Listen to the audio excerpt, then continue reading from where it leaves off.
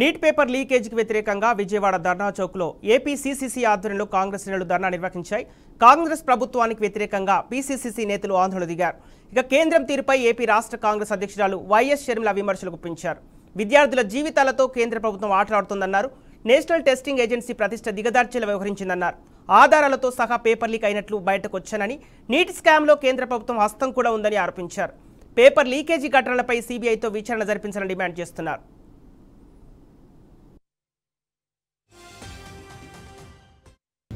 లేట్గా వచ్చిన విద్యార్థులకు ఎక్కడే కూడా ఇలా గ్రేస్ మార్కులు ఇచ్చేది పద్ధతి లేదు అని సామాన్యులకు కూడా తెలుసు.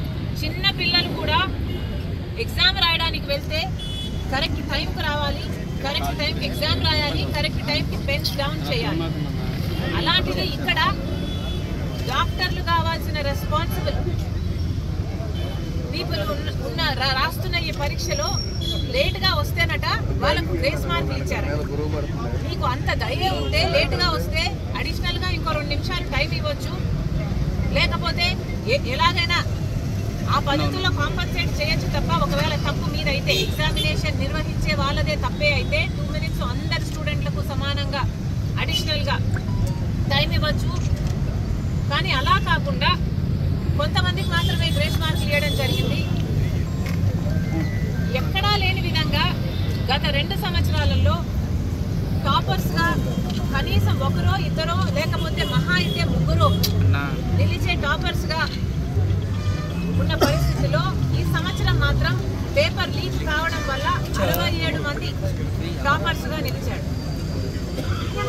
మరి కనీసం 2 3 కూడా టాపర్స్గా కాలేని వాళ్ళు కనీసం ఈ క్వశ్చన్ కూడా ఎన్టీఏ ఆన్సర్ చేయలేకపోతుంది.